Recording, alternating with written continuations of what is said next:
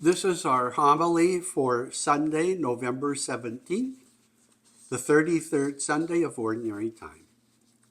A doctor told a man he had 6 months to live, but the man didn't have enough money to pay his bill, so the doctor gave him an extra 6 months. As we near the end of the church year, our readings obviously speak about the end time. Or do they? Let's begin by remembering last week's gospel. Jesus complimented the widow who gave for others from what she had to live, not her surplus. His point to his disciple was that those who follow him must be willing to give their all, as he would do on the cross. Remember that he kept predicting his death, and they couldn't accept it. And once again, the disciples don't get what he's saying. Their reaction to Jesus talking about the widow, they say, hey, look at this wonderful building with stones, and oh, it's incredible. They're struck by the grandeur of the temple. And Jesus responded, do you see these great buildings?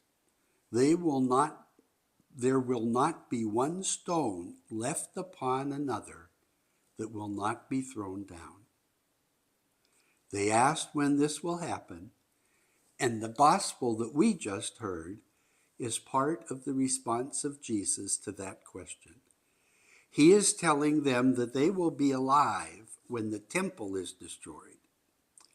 But after the resurrection, they started to interpret it that some of them would be alive when he returned. But of course, he was wrong. Jesus says clearly, no one knows the hour, so it makes no sense to worry about it, even if the doctor only gives you 6 months, like the man in our joke. There are 3 comings of Jesus. The past, his birth in Bethlehem, which we remember at Christmas.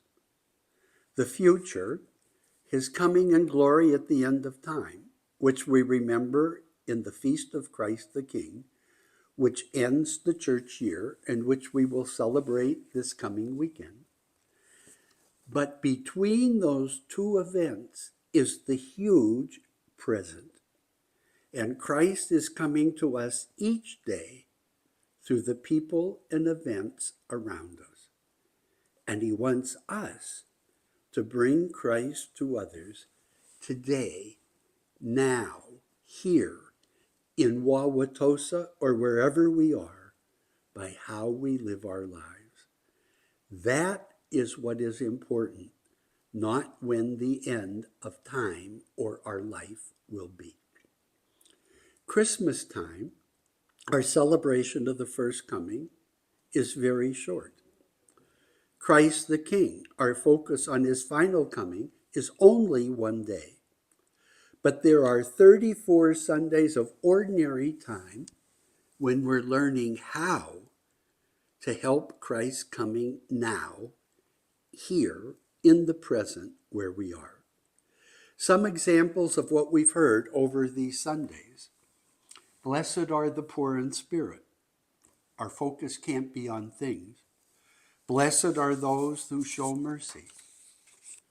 Who is my neighbor? Anyone in need. Who were not 10 made clean? We need to be thankful. When I was hungry, you gave me to eat. Is there no one to condemn you? Then I don't condemn you. Unless you become like a little child, humility, trusting, dependent. These are just 7 examples of gospel stories of how we should live. So there's 2 parts to my reflection for this week. On one hand, do I recognize Christ in the people and events of my life?